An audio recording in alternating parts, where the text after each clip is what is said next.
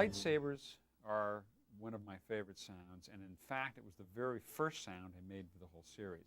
For some reason, after I read the script, even though my assignment was first to find a voice for Chewbacca and then a voice for R2, and then, well, maybe come up with some sounds for laser guns and other things, the lightsaber fascinated me. At that time, when the script had first come out, they had some paintings that Ralph McQuarrie had done so that there were some concepts visually of what some of these things would look like.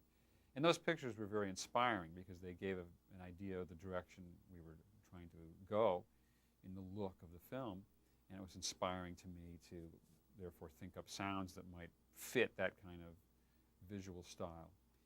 And I could kind of hear the sound in my head of the lightsabers, even though it was just a painting of a lightsaber. I could really just sort of hear the sound. I think maybe somewhere in my subconscious I had seen a lightsaber before.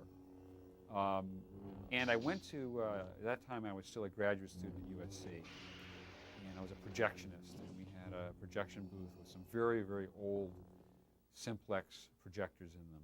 And they had an interlock motor which connected them to the system, which when they just sat there and idled made a wonderful humming sound, and it would slowly change in pitch, and it would beat against another motor. There were two motors, and they would harmonize with each other. And it was kind of that inspiration. That sound was the inspiration for the lightsaber, and I went and recorded that sound. But it wasn't quite enough. It was just a humming sound.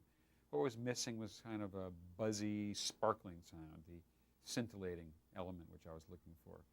And that I found one day by accident. I was carrying a microphone across the room between recording. I was recording something over here, and I walked over here with the microphone, passed by a television set which was on the floor, which was on at the time, without the sound turned up, but the microphone passed right behind the picture tube, and as it did, this particular microphone produced an unusual hum. It picked up transmission from the television set, and a signal was induced into its sound reproducing mechanism.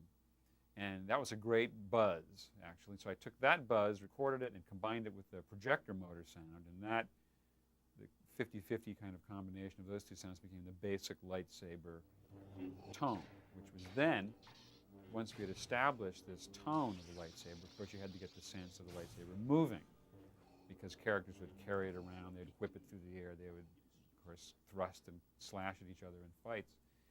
And to achieve this additional sense of movement, I played the sound over a speaker in a room, just the humming sound, the humming and buzzing combined is an endless sound, and then took another microphone and waved it around in the air next to that speaker so that it would come close to the speaker and go away.